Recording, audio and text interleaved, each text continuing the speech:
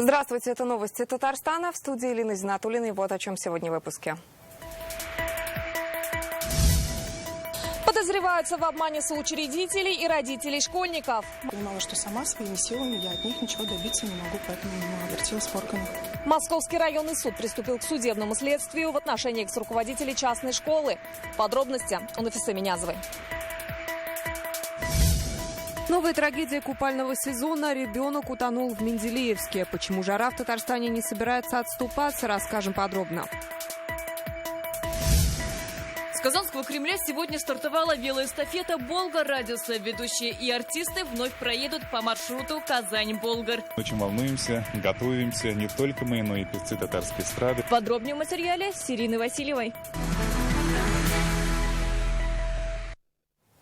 Владимир Путин сегодня предложил возродить проект скоростной железной дороги из Москвы в Казань. Об этом президент России заявил в столице на открытии пассажирского движения на третьей линии московских центральных диаметров. Как отметил глава государства, страна подошла к реализации скоростной ЖД-магистрали от Москвы до Петербурга. И в будущий проект нужно включить другие города, вплоть до Урала, в том числе и Казань. Напомним, проект ВСМ «Москва-Казань» в течение нескольких лет обсуждался как приоритетный в сфере развития транспорта. Однако в 2020 было объявлено, что его отложили в связи с высокой стоимостью. Сейчас амбициозная идея обретает свое второе рождение. Безусловно, нужно двигаться и в Нижний, нужно двигаться в Воронеж, и из Нижнего в Казань, из Казани в Уральский регион. Это существенным образом не только снизит время передвижения людей от одной крупной агломерации к другой, это существенным образом подтолкнет связанность, улучшит связанность страны, подтолкнет развитие таких, казалось бы, далеких от транспорта сфер, как образование, наука. Создавать качественные и доступные условия для поездок. Такую задачу поставил сегодня Владимир Путин перед дорожниками страны. Вопросы развития общественного транспорта в России обсуждали на самом высоком уровне в Москве на заседании Президиума Госсовета. Участие принял раис Татарстана Рустам Минниханов. Глава государства подчеркнул, несмотря на автомобильный бум, все больше жителей выбирают общественный транспорт. В стране необходимо обновлять парк техники. Нередко в регионах востребованные маршруты закрываются из-за устаревшего автопарка. Сегодня в России в омоложении нуждаются 57 тысяч автобусов. В Татарстане их износ достиг 70%. На линии выходит 400 машин старше 10 лет. Всего в республике работают без малого 1900 автобусов, которые обслуживают 801 маршрут. В вопросе обновления техники стоит задача опираться на отечественную промышленность, отметил Владимир Путин. Среди других проблем, озвученных президентом, интенсивность поездок. Дожидаясь своего транспорта, люди теряют много времени. Острым по-прежнему остается кадровый вопрос. В большинстве территорий заработная плата водителей общественного транспорта ниже, чем средняя по региону. И престиж профессии, конечно, падает. Люди неохотно идут сюда работать. Возникает немало проблем и с обеспечением безопасности пассажирских перевозок. Полагаю, что ответственность за это направление ведомством вместе с регионами нужно разработать меры по повышению привлекательности таких важнейших профессий. Владимир Путин поручил правительству принять все необходимые меры по обновлению общественного транспорта. В регионах он должен не ветшаться, а молодеть, отметил глава государства и напомнил, эта сфера находится в компетенции субъектов страны. Сегодня в Московском районном суде Казани начался процесс в отношении экс-руководителей частной школы. Скандал разгорелся вокруг платного учебного заведения в Новосавиновском районе в 2022 году. Тогда родители школьников заявили в полицию о том, что обучение проводилось без лицензии. При этом стоимость за год составляла 300 тысяч рублей. Как сегодня выяснилось в суде, от родителей подсудимые получили более 7 миллионов рублей. Такой же ущерб, считают следователи, нанесенный двум соучредителям образовательного учреждения. О старте процесса Нафиса Минязова. Без комментариев. До начала судебного слушания подсудимая экс-директор частной школы Лилия Зиаддинова давать комментарии журналистам отказалась. Не ответила и на вопрос, признает ли свою вину. Умолчал сегодня и подсудимый Артем Краснов, экс-руководитель учебного заведения. Мы пока комментариев никаких давать не будем. Но вину не признает он? Вину нет. Артем Краснов уже 2 года находится под домашним арестом. Лилия Зиаддинова под подпиской о невыезде. Предъявлено обвинение подсудимому по части 4 статьи 159 Уголовного кодекса Российской Федерации по 2 эпизодам мошенничества в особо крупном размере, а также по части 1 статьи 171 Уголовного кодекса Российской Федерации осуществление предпринимательской деятельности без лицензии. Подсудимый предъявлено обвинение по части 1 статьи 171 Уголовного кодекса Российской Федерации осуществление предпринимательской деятельности без лицензии. Частная школа на Меридианной открылась в сентябре 2021 года. Сюда приняли около 30 детей. В конце учебного года выяснилось, у New School нет лицензии. Как сообщили тогда в Рособорнадзоре, владельцы прикрывались лицензией другой организации – школы будущего Вазина. Они обратились в полицию с заявлением, как и родители ребят. В New School не могли аттестовать детей по итогам года. Отметим, что по решению Минобра всех школьников перевели в другие учебные заведения, и аттестацию они прошли. По версии следствия, организаторы от родителей получили доход на сумму более 7 миллионов рублей. От 2 соучредителей еще примерно столько же. Они вкладывали свои средства на строительство этой школы. Сегодня допросили одну из них. Мы с супругом инвестировали свои денежные средства. Нас, к сожалению, ввели в большое заблуждение, воспользовались нашим доверием. Представлялось, что это будет сеть школ. Одна школа уже, как нам представлялось, что это уже первая школа открытая. То есть изначально бюджет, как они говорят, был 5 миллионов. Когда уже входили мы, это было от 6 до 7. А потом просто каждый месяц из нас вытягивали деньги. И каждый месяц мы были вынуждены вносить, потому что мы подписали такой договор. Как рассказала Елена Анисимова, по условиям договора, если не вносишь деньги, то теряешь свою долю. Супругам они потеряли порядка 6 миллионов рублей. Ни разу не подошли. Ни разу не Да, Артем запретил с вами общаться. К подсудимым заявлены гражданские иски на сумму почти в 9 миллионов рублей. В уголовном деле 42 свидетеля. Это родители детей, которые получали образование в данной частной школе. Известно, что большинство из них уже заявили гражданские иски на возмещение ущерба. На следующем судебном слушании 28 августа планируют начать их допрос. Нафиса Минязова, Владимир Гурьянов, ТНВ, Казань. Новая трагедия этого купального сезона. Сегодня в Менделеевске утонул 8-летний мальчик. В 3 часу дня в экстренные службы поступило сообщение о пропаже ребенка. По предварительным данным, он купался с друзьями в реке Тойма. В какой-то момент мальчик начал резко тонуть. Его пытался спасти товарищ, но не смог удержать на поверхности. Позже спасатели обнаружили тело. Место было не оборудовано для купания. С начала сезона на воде погибли 49 татарстанцев, в том числе 5 детей. Между тем, жаркие дни продолжаются. Уже завтра, по прогнозу синоптиков, столбики термометров поднимутся до плюс 34 градусов. Под влиянием гребня антициклона Татарстан останется и в последующие дни. В субботу и воскресенье до плюс 29. При этом возможны кратковременные дожди, но в целом ожидается комфортная августовская погода. Напомним, солнечный антициклон греет Татарстан уже несколько недель. В минувшие выходные среднесуточные температуры оказались на 5-7 градусов выше многолетних значений. Специалисты напоминают, в жару не стоит долго находиться на открытом солнце и нужно пить больше воды. Готовность выразили 4 организации. В Татарстане в сентябре стартует эксперимент по исламскому банкингу. Какие перспективы сулят эксперты исламскому аналогу ипотеки и можно ли будет воспользоваться мат-капиталом? Читайте сегодня в интернет-газете «Реальное время». В республике продолжается реализация проекта «Сквозной инвестиционный поток» при участии Минэкономики России и Росатома. Его промежуточные результаты сегодня обсудили на совместном заседании Кабмина и Координационного совета по пилотному проекту «Эффективный регион» в Татарстане. Участие принял Рустам Минниханов, провел заседание премьер Алексей Песошин. Он отметил, республика 5-й год сохраняет за собой 2-е место в национальном рейтинге состояния инвестиционного климата. Чтобы не останавливаться на достигнутом, важно, чтобы все предложения и изменения способствовали созданию благоприятных условий для инвесторов. Для успешной реализации проекта нужно выполнить несколько задач, подчеркнул райс республики. 2 вещи, на которые мы должны обратить внимание. Конечно, это подготовленный персонал. Мы наших людей должны учить, аттестовать и мотивировать. Это первое. Второе, четкие, жесткие регламенты. Третье, то, что у нас, особенно по земельным участкам, должны быть подготовленные участки для того, чтобы ускорить эту работу. Перспективы отечественного сыроделия обсуждают в эти дни в Татарстане. Сегодня в Казани стартовала Всероссийская отраслевая конференция. Приехали около 100 специалистов из 40 регионов страны. Они отмечают, в новых экономических условиях эта сфера переживает новую веху развития. Чтобы восполнить дефицит импорта, свое производство растет и бизнес осваивает сложные технологии.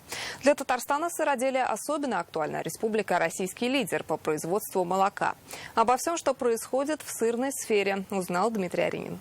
Сможете ли соответствовать своему названию? Сможете ли вы сделать все виды сыра под каждую букву нашего алфавита? На что я вам сказал, наверное, на букву «и» и мягкий знак сыра нет, но, говорю, у нас, наверное, осталась, может быть, буква «э», «эменталь» или еще что-то, но мы и до этих вопросов дойдем. Так с позитивом на развитие своего бизнеса смотрит татарстанский производитель сыра. В минувшем году на заводе в Мамадыше установили новое оборудование и сейчас выпускают около 30 видов продукции. В этом году мы загрузили завод на 96%. И, что самое главное, мы смогли добиться новых продуктов, например, такие как Маздам. Увеличение объемов производства и импортозамещения сейчас главные тренды российского сыроделия. До санкций в стране в год потребляли около 800 тысяч тонн сыра, и примерно половина была импортной. С начала года в России выпуск сыров вырос на 17% и составил около 400 тысяч тонн. Эту нишу нужно было заполнить. Но, к сожалению, технологии твердых сыров, таких как пармезан и близкие к нему группы сыров, восполнить было очень сложно. Это сложные технологии, для этого требовалось достаточное время, чтобы подготовиться, потому что проекты в сыроделии двигаются примерно в течение года. Отработки, тестирования, внедрения в производство – достаточно сложный процесс, потому что сыр живой. Ему нужно жить, ему нужно развиваться, ему нужно стать таким, как его любит потребитель. Поменялся фокус, поменялась точка А. Мы говорим о том, что мы должны знать, что хочет потребитель, конкретный потребитель, и уже исходя из этого мы производим то, что он хочет, и продаем, и представляем ему так, как ему это удобно. Для Татарстана развитие сыроделия – одно из приоритетных направлений сельского хозяйства. Республика – лидер в стране по производству молока. В этом году надоили более 1 миллиона тонн. Цель – создать больше площадок по переработке, а сыр – это продукт длительного хранения. Именно качественные сыры из качественного молока на сегодняшний день идут в тренде. И должны в этой области, на самом деле, больше и больше развиваться именно в Республике Татарстан, потому что молочный регион, но и наше российское оборудование сегодня хорошо развивается и для фасовки, и для переработки, и для производства молочных продуктов. Конференция в Казани будет идти 2 дня. Специалисты обсудят все сырные тренды, в том числе, как сделать сыр более привлекательным и с точки зрения цены и вкуса. Дмитрий Аринин, Данил Филатов, ТНВ, Казань. Вещи для новорожденных и книги впервые отправили сегодня из Казани в Лисичанско-Рубежное. В 5 грузовиках 85 тонн продовольствия, стройматериалы, средства бытовой химии. Все, чтобы наладить быт в городах. Пожелать удачи приехал мэр Казани Ильсур Медшин. В сборе приняли участие жители города и 16 организаций. В грузовиках детские подушки, одеяла, вязаные пинетки, пеленальные коврики и переносные люльки. Управление культуры города и движения первых собрали небольшую библиотеку. 240 книг – это художественная, научно-популярная литература, энциклопедии и азбука. С ноября прошлого года в подшефные города доставили 1100 тонн гуманитарного груза. Впервые отправляем гуманитарный поезд с грузом для новорожденных. Для нас это очень приятно, поскольку жизнь продолжается, а в Лисичанске и в Рубежном тяжело найти пеленальные пеленки, какие-то подгузники и так далее. К нам обратились, и мы это с удовольствием организовали, отправляем. Мы продолжаем специальную рубрику «Наши герои». В ней рассказываем о татарстанцах, которые отдали жизни ради защиты жителей Донбасса и нашей страны на специальной военной операции. Следующий репортаж в память о жителе Елабуги Александре Куприянове. Ему было 33 года. С осени 22-го он служил в 430-м мотострелковом полку. Погиб в начале августа. Посмертно награжден орденом мужества. А герой нашего времени Рамиль Галиуллин.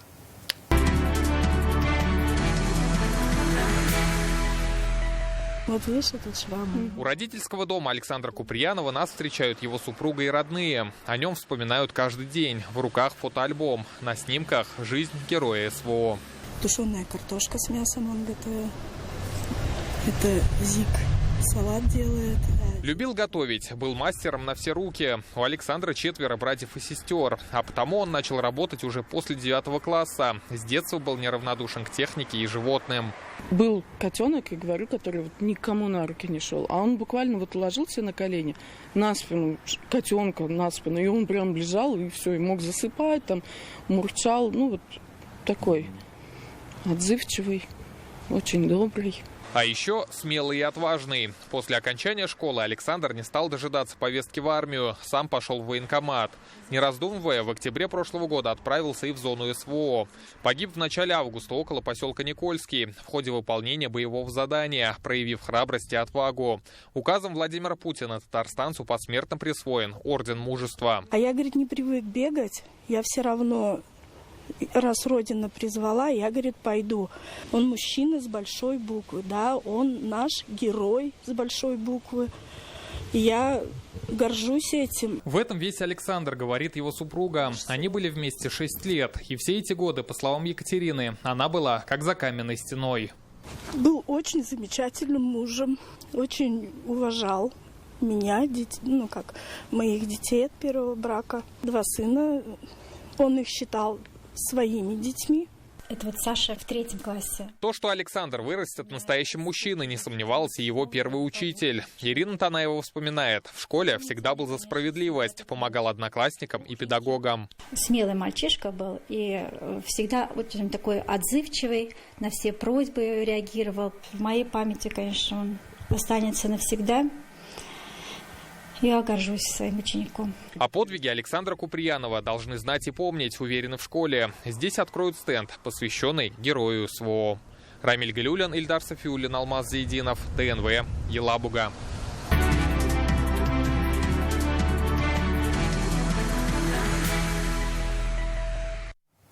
Акбарсдом презентовал новый формат благоустройства территории в Лаишевском районе. Экосистема Акбарсдом в новом жилом комплексе «Дома-Усада» совмещает преимущества загородной жизни и городской комфорт. Большое счастье строит чье-то счастье. Это девиз новой территории в Акбарсдом. В живописном месте неподалеку от мегаполиса компания создала проект «Дома-Усада». Это 4 стильных и современных многоэтажки, во дворе которых раскинулся городской сад, где можно не только отдыхать, но и активно проводить время. В благоустройстве жилого комплекса «Дома-Усада» используются интересные решения. Например, зеленый кабинет, где житель может выйти, поработать. Есть зарядка для ноутбука, для телефона. Использовано большое количество зеленых насаждений. 3 из 4 домов в первую очередь строительства сданы раньше срока. 80% квартир уже обрели своих владельцев. Рядом с ЖК есть детский сад и лицей. Планируется строительство еще одной школы и 2 детских садов. В проекте поликлиника, дворец культуры и торговый центр. Выбор квартир в домах Усада обширный, от студий до 4-комнатных. Жилье сдается как в предчистовой, так и в чистовой отделке. Дома снабжены системой «Умный дом», а концепция «Двор без машин» сделает внутреннее пространство двора безопасным. Завершились съемки сериала «Юллар Чатанда» на перекрестке дорог. На этой неделе кинокомпания «Ватан 21 век» сняла последние эпизоды. В главных ролях именитые и молодые актеры. Картину снимают по заказу нашего телеканала при поддержке компании «Татнефть» и ее руководителя Наиля Маганова и комиссии по родным языкам во главе с Маратом Ахметовым. Это 3-й совместный проект. Сериалы «Алмаш» и «Берберхаль» уже имели рекордные рейтинги и успех у зрителей. Когда ждать премьеру, смотрите в репортаже. Это фрагмент 4-й серии нового сериала «Юллар Чатанда». Герои картины угощаются жареной картошкой. После выключения камер блюдо пробует вся съемочная группа. У нас как раз ранее в серии привезли картошку из деревни, ее приготовили по особенному рецепту, как в деревне, и все на запах собрались, вспомнили, что вот картошки ничего вкуснее нет. Сейчас идут завершающие серии. И идет завершение сюжетных линий. Специально для сериала написаны песни и музыка. На перекрестке дорог решаются судьбы 12 главных героев сериала. Чиновника, артиста, сельчанина, сбежавшей невесты и многих других. Актриса Набережно-Челнинского драмтеатра Зульфия Галиуллина в сериале «Менеджер станции» Ясмин. Это ее первый опыт в кино. Первое время мне было очень сложно, потому что театр и кино – это разные искусства.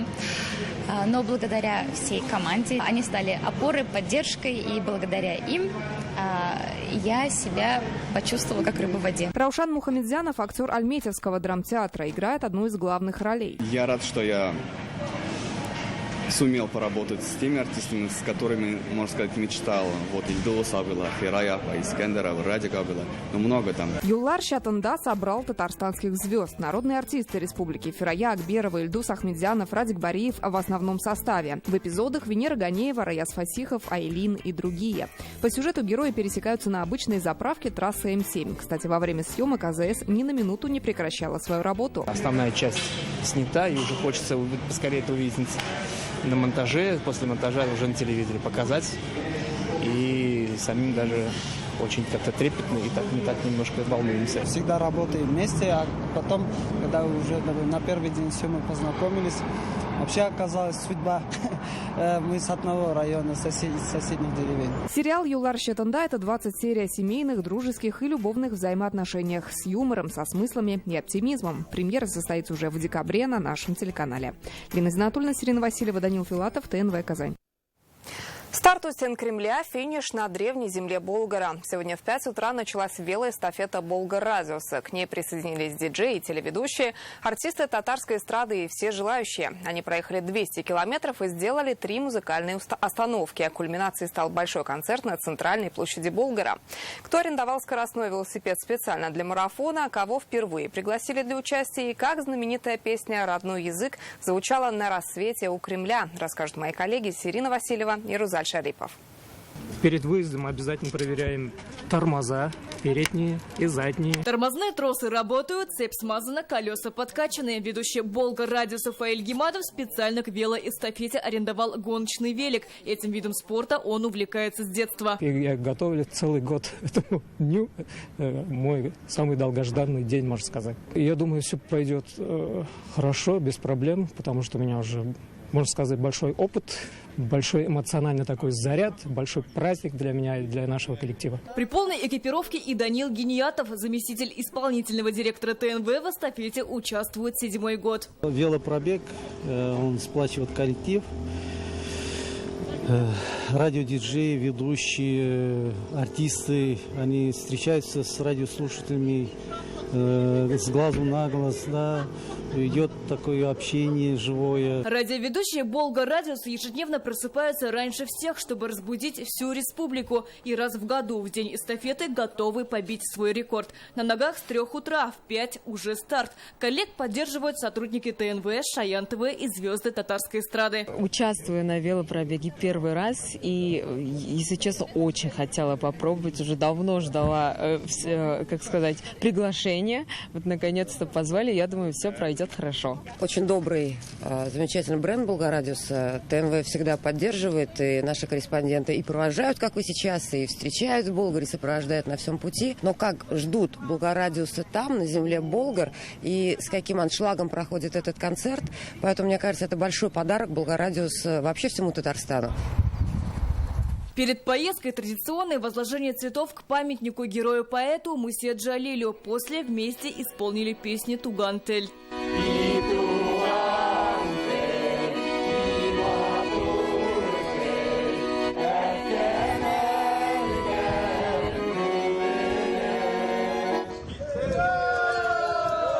Велопробег «Болгар-Радиуса» – это 200 километров пути. Уже в дороге к эстафете присоединились певцы Марат Галимов, Алмаз и Зульфира Мирзаянова, Решат Ухватуллин и другие. Звездных велосипедистов встречали в селах по маршруту следования. Болгры являются нашей исторической родиной, откуда зарождалась наша государственность. Поэтому основная мысль – это не забывать наши корни и вести здоровый образ жизни. Участники велоэстафеты уже проехали театр кукол «Экият». Впереди их ждет 180-километровая дорога. Подробнее о маршруте велосипедистов расскажет уже мой коллега Рузаль Шарипов. Рузаль, тебе слово.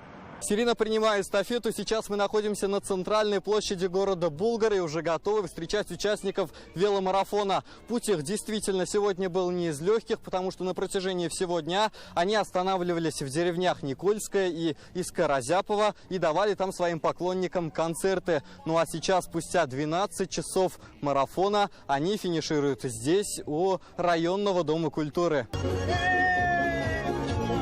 В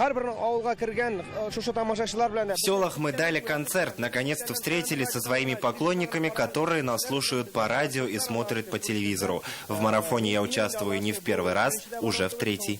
Они соскучились по нам, это уже видно, прям мы в восторге, у нас эмоции переполняют. Тем временем артисты уже сменили спортивные костюмы на сценические. Кульминация большого марафона – праздничный концерт.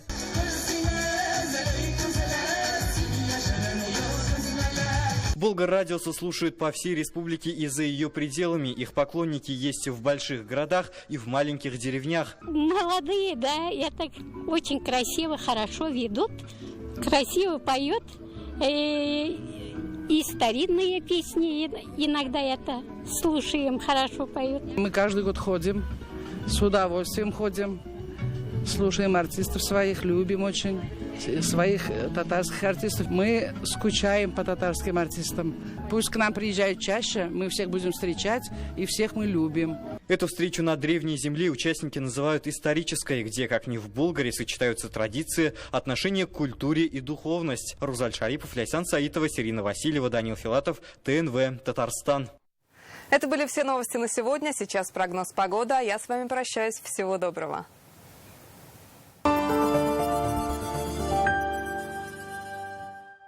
Тяжело платить по кредитам и уходит вся зарплата? А вы знали, что у вас есть законное право не платить по кредитам? Если нечем платить, звоните прямо сейчас. Центр списания долгов ИДЭЛЬ. 8 93 93 100 100.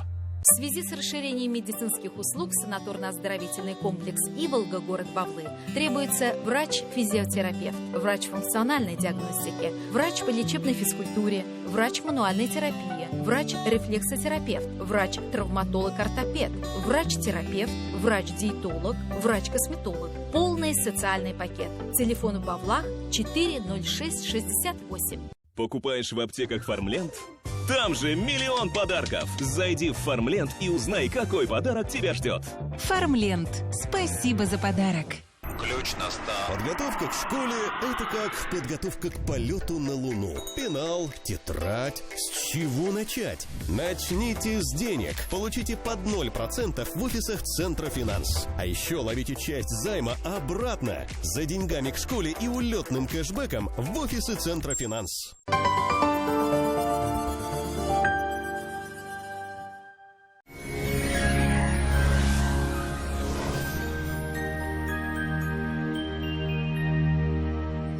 Банк Аверс оказывает весь спектр банковских услуг для частных лиц и корпоративных клиентов. Для бизнеса банк предлагает услуги по расчетно-кассовому обслуживанию, кредитованию, банковские гарантии и продукты с возможностью эффективно размещать свободные денежные средства.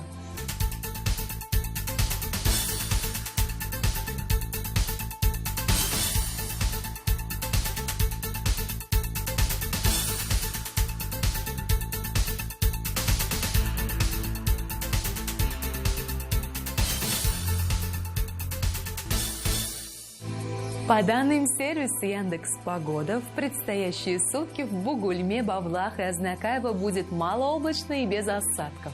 Ночью 19 градусов, днем до 32 тепла. Без осадков в набережных Челнах, в Нижнекамске и Елабуге. Ожидается в ночные часы около 18 градусов тепла, днем плюс 33 градуса. Аналогичная погода в Агрызе, Менделеевске, Актаныши. Вероятность дождя минимальная, ночью около 17 тепла, днем плюс 32 градуса. В Арске, Кукмаре, Балтаси малооблачно и без осадков. В ночные часы 16 градусов тепла, а днем плюс 32. Без осадков в Болгре, Дрожжином, Буинске. Температура ночью около 17 тепла, а днем до 32 градусов. В Альметьевске, Чистополе, Мамадыше осадки не прогнозируются. В ночные часы ожидается около 18 тепла, днем 32 градуса со знаком плюс. В субботу температура заметно понизится. В Казани ожидается малооблачная погода без осадков. Ночью до 19 градусов тепла, днем плюс 33 градуса. Ветер северо-западный и слабый. Атмосферное давление в пределах нормы. Магнитное поле Земли спокойное, но жара по-прежнему неблагоприятная для самочувствия. Оставайтесь с нами на ТНВ и берегите себя.